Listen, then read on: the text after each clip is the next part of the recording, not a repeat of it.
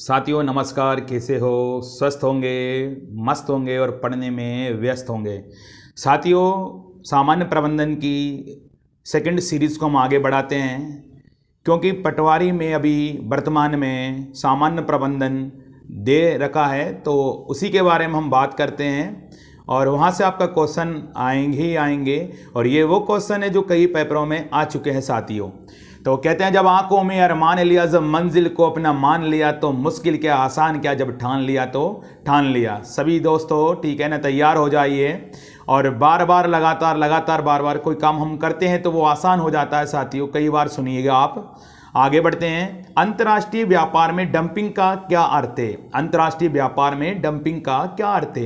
वास्तविक उत्पादन लागत से कम दाम पर माल का निर्यात करना। वास्तविक उत्पादन लागत से कम दाम पर माल का निर्यात करना। विपणन प्रक्रिया के कितने चरण हैं? 5 चरण है साथियों। विपणन प्रक्रिया के कितने चरण हैं? 5। 5C ऑफ मार्केटिंग के तत्व क्या है? ग्राहक यानी कस्टमर्स, कंपनी यानी कंपनी, प्रतियोगिता कंपटीशन, सहयोगी कोलैबोरेटर्स और प्रसंग कॉन्टेक्स्ट। ऊपर से नीचे तक उच्च पदाधिकारियों एवं अधीनस्थों के संबंध को, परस्पर संबंध करने की व्यवस्था को क्या कहा जाता है? पद सोपान कहा जाता है, सामान्य प्रबंधन कहा जाता है साथियों। अच्छा क्वेश्चन, स्टार लगा लीजिए। ऊपर से नीचे तक उच्च पदाधिकारियों एवं अधीनस्थों के संबंध को, परस्पर संबंध करने की व्यवस्था को क्या कहा जाता है? पद सोपान कहा जाता है साथियों। विपणन के लिए नीतियां बनाना, बाजार का मूल्यांकन करना तथा नए उत्पादों पर नजर रखना आदि क्या संदर्भित करता है? विपणन पर्यावरण कहलाता है साथियों। विपणन के लिए नीतियां बनाना, बाजार का मूल्यांकन करना तथा नए उत्पादों पर नजर रखना आदि क्या संदर्भित करता है? विपणन पर्यावरण। संघर्ष प्रक्रिया में संघर्ष कहाँ दृष्टिगोचर होता है? व्यवहार में। साथियों स्टार लगा लीजिए। संघर्ष प्रक्रिया में संघर्ष कहाँ दृष्टिगोचर होता है? व्यवहार में। जॉन और स्टोरी में मानव संसाधन प्रबंधन को कितने भागों में वर्गीकृत किया जाता है? 4 भागों में किया जाता है साथियों। जॉन और स्टोरी में मानव संसाधन प्रबंधन को कितने भागों में वर्गीकृत किया जाता है? 4 भागों में। नेक्स्ट, दोहरी लेखा प्रणाली किस प्रकार की लेखांकन पद्धति है? वैज्ञानिक पद्धति है। मोस्ट लगा लीजिए, स्टार लगा लीजिए साथियों। दोहरी लेखा प्रणाली किस प्रकार की लेखांकन पद्धति है? वैज्ञानिक पद्धति है साथियों। अभिप्रेरणा कितने प्रकार की होती है? 2 प्रकार की होती है, मौद्रिक और अमौद्रिक। इंपॉर्टेंट है साथियों। अभिप्रेरणा कितने प्रकार की होती है? 2 प्रकार की, मौद्रिक और अमौद्रिक। किसी नियोक्तों द्वारा कर्मचारियों को बोनस देना कौन सी अभिप्रेरणा का भाग है साथियों? इंपॉर्टेंट है ये भी। किसी नियोक्ता द्वारा कर्मचारियों को बोनस देना कौन सी अभिप्रेरणा का भाग है? मौद्रिक अभिप्रेरणा का साथियों।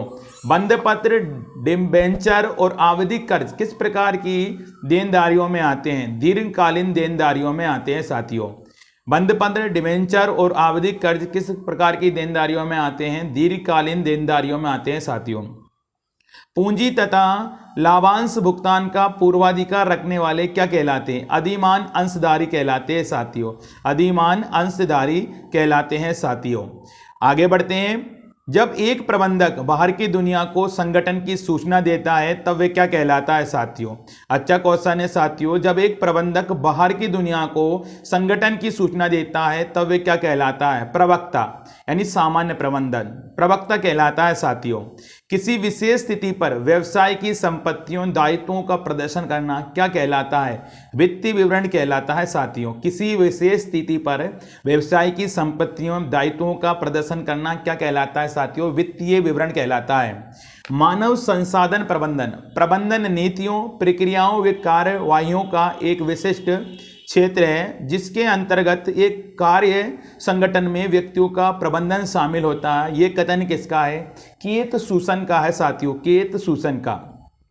एक उपक्रम के मानवीय तत्वों को विकसित व प्रतिबंधित करने की प्रक्रिया क्या कहलाती है साथियों? मानव संसाधन प्रबंधन कहलाती है। एक उपक्रम के मानवीय तत्वों को विकसित व प्रतिबंधित करने की प्रक्रिया क्या कहलाती है? मानव संसाधन प्रबंधन कहलाती है साथियों। सर्वप्रथम प्रबंध और प्रशासन में अंतर किसने स्पष्ट किया? ओलिवर सेल्डन ने। सर्वप्रथम प्रबंध और प्रशासन पर अंतर किसने स्पष्ट किया? ओलिवर सेल्डन ने। चयन प्रक्रिया का अंतिम चरण क्या है? प्रत्यादेश है साथियों। चयन प्रक्रिया का अंतिम चरण क्या है? प्रत्यादेश। भारत में लेखा मानक फर्स्ट किस विषय में व्याख्या करता है? लेखांकन नीतियों के विषय में। भारत में लेखा मानक किस विषय में व्याख्या करता है? लेखांकन नीतियों के विषय में। इन्वेंट्री प्रबंधन मुख्य रूप से क्या दर्शाता है? स्टॉक किए गए माल के आकार व प्रतिशत की विशिष्टता को। इन्वेंट्री प्रबंधन मुख्य रूप से क्या दर्शाता है? स्टॉक किए गए माल के आकार व प्रतिशत की विशिष्टता को। मानव संसाधन प्रबंधन का स्थान किसने ले लिया है? कार्मिक प्रबंधन ने लिया है साथियों। मानव संसाधन प्रबंधन का स्थान किसने लिया है? कार्मिक प्रबंधन ने लिया है। मानसिक क्रांति के लिए क्या आवश्यक है? प्रबंधकों एवं कर्मचारियों के मानसिक दृष्टिकोण में परिवर्तन। इंपोर्टेंट है साथियों, मानसिक क्रांति के लिए क्या आवश्यक है? प्रबंधकों एवं कर्मचारियों के मानसिक दृष्टिकोण में परिवर्तन। साथियों कहते हैं मन स्थिति बदल दो, परिस्थिति अपने आप बदलती है साथियों। मन स्थिति को बदलना पड़ेगा, हमें हालातों से एक्सपायर नहीं होना, हमें हालातों से इंस्पायर होना है। हमें गुजारा नहीं करना, हमें नजारा करना है, इसलिए हमें पढ़ना है। हमारे अपने हैं इसलिए हमें पढ़ना, हमारे सपने हैं इसलिए हमें पढ़ना है। सब कुछ आसान होगा साथियों, बस आप लगे रहिए। नेक्स्ट आगे बढ़ते हैं। व्यक्तिगत अवलोकन क्या है? नियंत्रण का एक रूप है साथियों। व्यक्तिगत अवलोकन क्या है? नियंत्रण का एक रूप है। प्रबंध का प्रथम कार्य क्या है? नियोजन है साथियों। प्रबंध का प्रथम कार्य क्या है? नियोजन। प्रबंध का अंतिम कार्य क्या है? नियंत्रण है साथियों। प्रबंध का अंतिम कार्य क्या है? नियंत्रण है। सकल कार्यशील पूंजी क्या है? व्यवसाय की कुल चालू परिसंपत्ति में निवेशित पूंजी की आवश्यकता का सही अनुमान लगाना। सकल कार्यशील पूंजी क्या है? व्यवसाय की कुल चालू परिसंपत्ति में निवेशित पूंजी की आवश्यकता का सही अनुमान लगाना। विपणन की पुरानी विचारधारा के समर्थक कौन थे? टांसले, क्लार्क और फाइल। विपणन की पुरानी विचारधारा के समर्थक कौन थे? टांसले, क्लार्क और फाइल। सभी उत्पादनों का एकमात्र अंतिम उद्देश्य है उपभोग। ये कथन किसका? एडम स्मिथ का है साथियों। अच्छा क्वेश्चन है आपका। अर्थशास्त्र के जनक एडम स्मिथ कहलाते हैं साथियों, याद रखना। सभी उत्पादनों का एकमात्र अंतिम उद्देश्य क्या है? उपभोग होता है साथियों। यह कथन किसका? एडम स्मिथ का है आपका। लेखांकन का मुख्य उद्देश्य क्या है? सभी पक्षकारों को वास्तविक परिणामों से अवगत कराना। लेखांकन का मुख्य उद्देश्य क्या है? सभी पक्षकारों को वास्तविक परिणामों से अवगत कराना साथियों। प्रतिबिंब परीक्षण, स्थिति संबंधी परीक्षण और उद्देश्य सहित परीक्षण किसके प्रकार है साथियों? तो व्यक्तिगत परीक्षण के हैं। अच्छा क्वेश्चन है। प्रतिबंधित परीक्षण, स्थिति संबंधी परीक्षण और उद्देश्य सहित परीक्षण किसके प्रकार है? व्यक्तिगत परीक्षण के। साथियों ये वो क्वेश्चन है जो समूह 2 में यानी कई बार या पहले जो पटवार राजस्थान में या और कई जगह, ठीक है ना, जो पीएससी मेंस में भी सामान्य प्रबंधन आपका दे रखा है, तो वहां से इन क्वेश्चनों को लिया गया है जो पेपर में सोल्ड पेपर से लिया गया है, जो पेपर में कई बार क्वेश्चन आए। तो इनको आप बार बार यानी लगातार बार बार इनको थोड़ा सुनने की कोशिश करना, आपको बिल्कुल समझ में आएगा। और विस्तार से टॉपिक बाय टॉपिक हम स्टार्ट कर रहे हैं। पहले मैं आपको 500 से 1000 जो क्वेश्चन है आप तक पहुंचा दूं, इसके बाद में मैं एक एक टॉपिक का आपका क्या करूंगा? पोस्टमार्टम करता जाऊंगा साथियों। आपको मजा आएगा पढ़ने में। कहते हैं जब आंखों में अरमान लिया, जब मंजिल को अपना मान लिया, तो मुश्किल क्या आसान क्या, जब ठान लिया तो ठान लिया। कहते हैं साथियों, ठीक है ना, विपणन की दृष्टि से वस्तु को उन सुविधाओं का पुलिंदा माना जा सकता है जो उपभोक्ता को प्रस्तुत की जा रही। ये कथन किसका है? डॉक्टर डाबर का है साथियों, डॉक्टर डाबर का। बाजार अवनति, बाजार परिपक्वता और बाजार परिचय एवं वृद्धि किसकी अवस्था है? उत्पादन जीवन चक्र की है साथियों। बाजार अवनति, बाजार परिपक्वता और बाजार परिचय एवं वृद्धि किसकी अवस्था है? उत्पादन जीवन चक्र की। तकनीकी, मानव और विचार, ये तीनों प्रबंधकों के आवश्यक कौशल है। ये किसके द्वारा पहचाने गए? रॉबर्ट के कल्ज के द्वारा। तकनीकी, मानव और विचार, ये तीनों प्रबंधकों के आवश्यक कौशल है। ये किसके द्वारा पहचान गए? रॉबर्ट के कल्ज। किस अवधारणा का तर्क है कि उपभोक्ताओं को व्यापक रूप से उपलब्ध और सस्ते उत्पाद पसंद आएंगे? विपणन अवधारणा का साथियों, इंपोर्टेंट करना। किस अवधारणा का तर्क है कि उपभोक्ताओं को व्यापक रूप से उपलब्ध और सस्ते उत्पाद पसंद आएंगे? विपणन अवधारणा का। वित्तीय विवरणों से निष्कर्ष निकालना एवं प्रबंधकीय उपयोग करना क्या कहलाता है? वित्तीय विवरण विश्लेषण कहलाता है साथियों। वित्तीय विवरणों से निष्कर्ष निकालना एवं प्रबंधकीय उपयोग करना क्या कहलाता है? वित्तीय विवरण विश्लेषण कहलाता है। वे सभी व्यक्ति जो कार्य पर लगे हुए या कार्य करने योग्य क्या कहलाते हैं? जनशक्ति कहलाते हैं साथियों। वे सभी व्यक्ति जो कार्य पर लगे हुए या कार्य करने योग्य क्या कहलाते हैं? जनशक्ति कहलाते हैं साथियों। सोप मैनेजमेंट पुस्तक के लेखक कौन है? एफ.डब्ल्यू. टेलर है साथियों। सोप मैनेजमेंट पुस्तक के लेखक कौन है? एफ.डब्ल्यू. टेलर है साथियों। अधीनस्थों का पद प्रदर्शन तथा पर्यवेक्षण का प्रबंधकीय कार्य क्या कहलाता है? निर्देशन कहलाता है साथियों। अधीनस्थों का पद प्रदर्शन तथा पर्यवेक्षण का प्रबंधकीय कार्य क्या कहलाता है? निर्देशन कहलाता है साथियों। नियोजन का घनिष्ठ संबंध किस प्रक्रिया से? बौद्धिक प्रक्रिया से साथियों। नियोजन का घनिष्ठ संबंध किस प्रक्रिया से है? बौद्धिक प्रक्रिया से साथियों। सिद्धांत सत्य का एक आधारभूत व्यक्ति होता है। सिद्धांत सत्य का एक आधारभूत व्यक्ति होता है जो विचार या कार्यक्रम का मार्गदर्शन करता है। ये कथन किसका है? जॉर्ज आर टेरी का है साथियों। सिद्धांत सत्य का एक आधारभूत व्यक्ति है जो विचार या कार्यक्रम का मार्गदर्शन करता है। किसका कथन है? जॉर्ज आर टेरी का। एक बिजनेस कंपनी द्वारा इंटरनेट के माध्यम से उत्पादों को प्रचार करना क्या कहलाएगा? ऑनलाइन विपणन कहलाएगा साथियों। इंपॉर्टेंट करना, एक बिजनेस कंपनी द्वारा इंटरनेट के माध्यम से उत्पादों का प्रचार करना क्या कहलाएगा? ऑनलाइन विपणन कहलाएगा साथियों। शक्ति का अधीनस्थों में विभाजन क्या कहलाता है? शक्ति पृथक्करण। शक्ति का अधीनस्थों में विभाजन क्या कहलाता है? शक्ति पृथक्करण कहलाता है साथियों। प्रशिक्षण का संबंध किससे है? किसी विशिष्ट कार्य ज्ञान से साथियों। प्रशिक्षण का संबंध किससे है? किसी विशिष्ट कार्य ज्ञान से है। संगठन में मुख्य फैसले किसके द्वारा लिए जाते हैं? शीर्ष प्रबंधन द्वारा लिए जाते हैं साथियों। संगठन में मुख्यतः फैसले किसके द्वारा लिए जाते हैं? शीर्ष प्रबंधन द्वारा। प्रतिभूतियों का देय मूल्य। प्रतिभूतियों का देय मूल्य जब संपत्तियों के चालू मूल्य से अधिक हो तो कौन सी स्थिति कहलाती है? अति पूंजीकरण कहलाती है साथियों। अति पूंजीकरण कहलाती है। किसी भी कार्य को सुचारू रूप से पूर्ण करने के लिए क्या आवश्यक है? प्रबंधन पूर्व दत्त व्यय होता है चालू परिसंपत्ति। किसी भी कार्य को सुचारू रूप से पूर्ण करने के लिए क्या आवश्यक है? प्रबंधन पूर्व दत्त व्यय क्या है?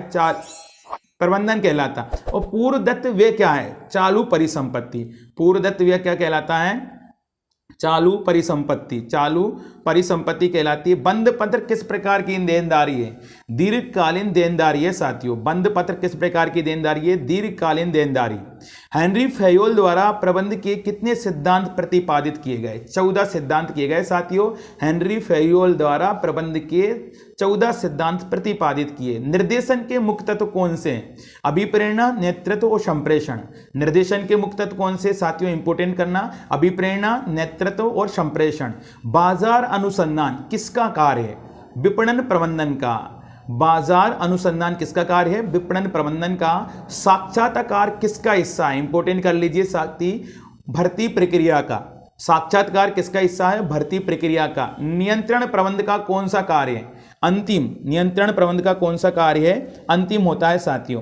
टाइपिस्ट पद के लिए टाइपिंग की गति की परीक्षा लेना भर्ती की कौन सी प्रक्रिया है? विशिष्ट योग्यता परीक्षा कहते हैं साथियों। मोस्ट इंपोर्टेंट लगा दीजिए, टाइपिस्ट पद के लिए टाइपिंग की गति परीक्षा लेना भर्ती की कौन सी प्रक्रिया है? विशिष्ट योग्यता परीक्षा।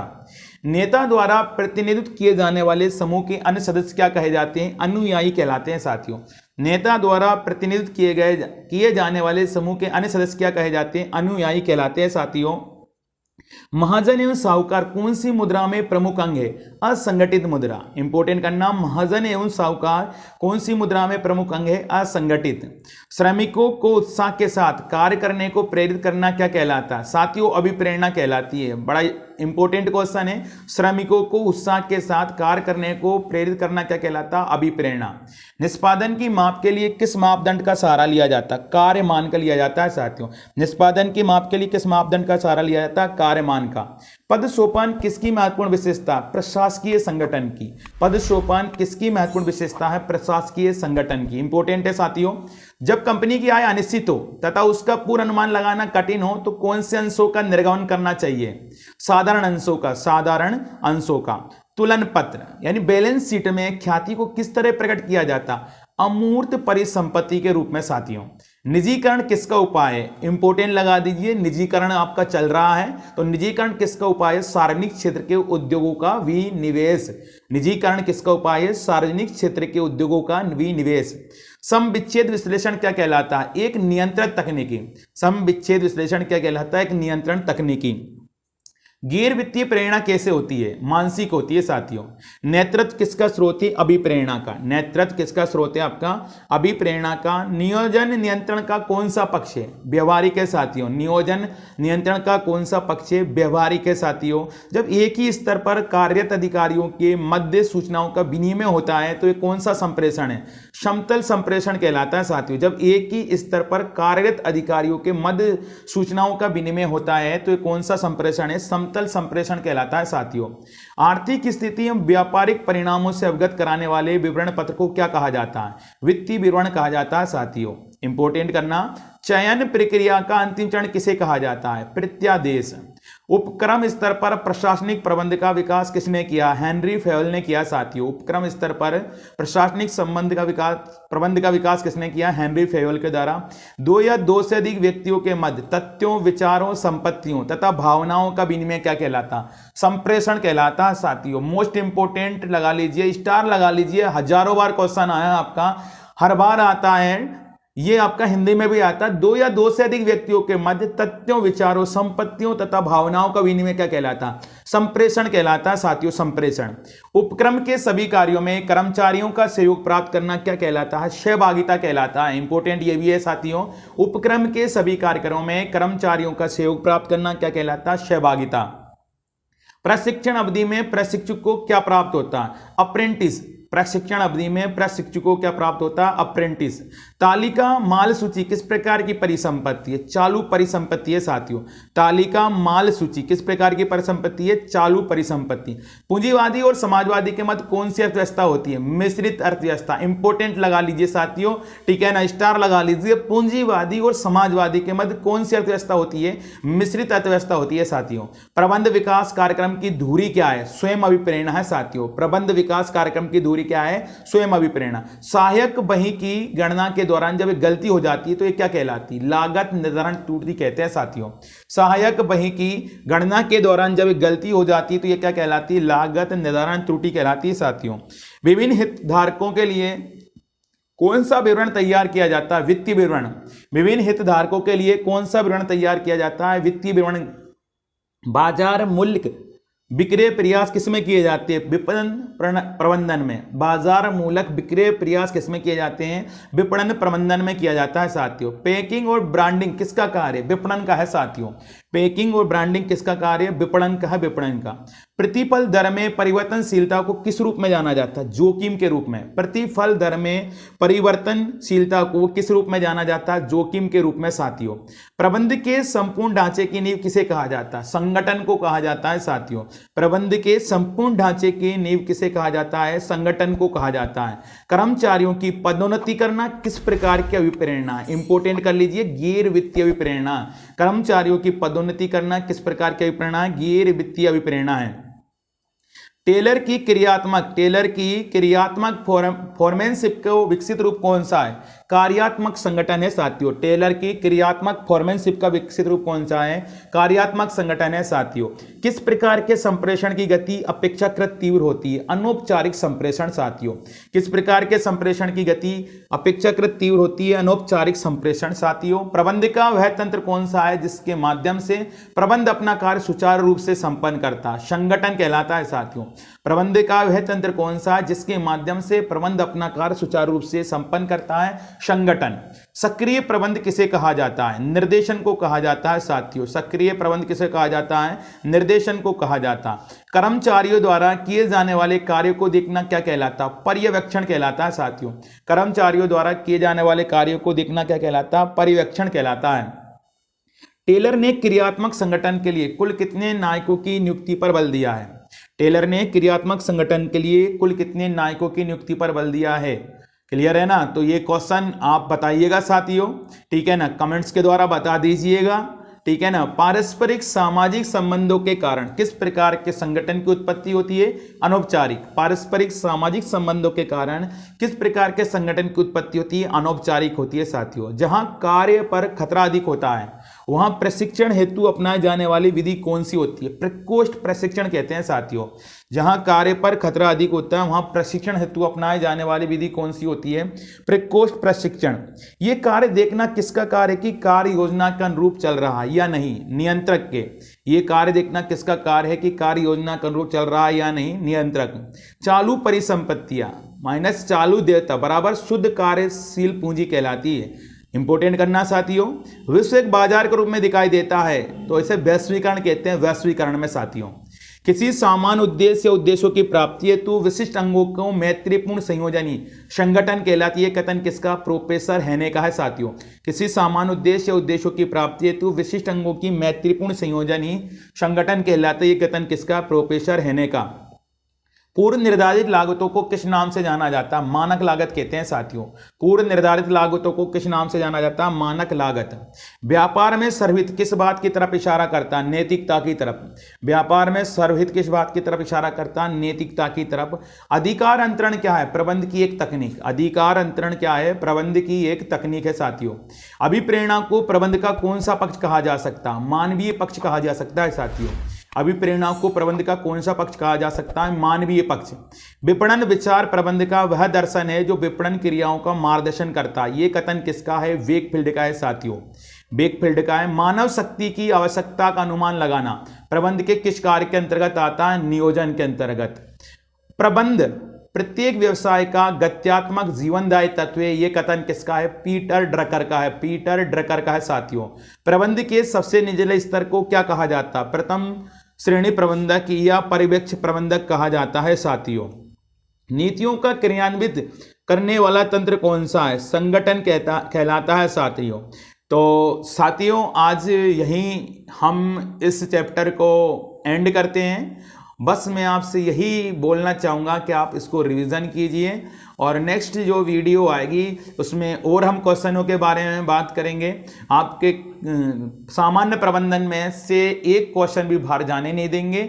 इस टॉपिक को हम विस्तार से पढ़ेंगे। हर टॉपिक को, जैसे प्रबंधन है, विपणन है, आपका सामान्य प्रबंधन, अर्थ क्या होती है, भूमिका क्या होती है, उद्देश्य क्या होते हैं, विचार क्या होती है, विशेषताएं क्या होती है, विपणन क्या है, आपका नियोजन क्या है, आपका इस तरीके से जितने भी आपके टॉपिक है इन पे एक फुल वीडियो बनेगी। अभी हम जो सीरीज चला रहे हैं वो क्वेश्चनों की सीरीज चला रहे हैं, जिससे आपके दिमाग के अंदर थोड़ा बैठ जाए कि हाँ किस तरीके से यानी क्वेश्चन हमें मिलेंगे। ये जो क्वेश्चन है साथियों कई पेपरों में, जो सोल्ड पेपर में, अनसोल्ड पेपरों में कई बार ये क्वेश्चन आए, उन क्वेश्चनों के बारे में हम बात कर रहे हैं। सभी साथियों से मैं यही कहूँगा कि अब वो दौर आ चुका है, कहते हैं ना, हो चुका है आगाज रण का, युग बदलने की है तैयारी। हो चुका है आगाज रण का, युग बदलने की है तैयारी। जीत उसी की होगी जिसका संघर्ष है जारी।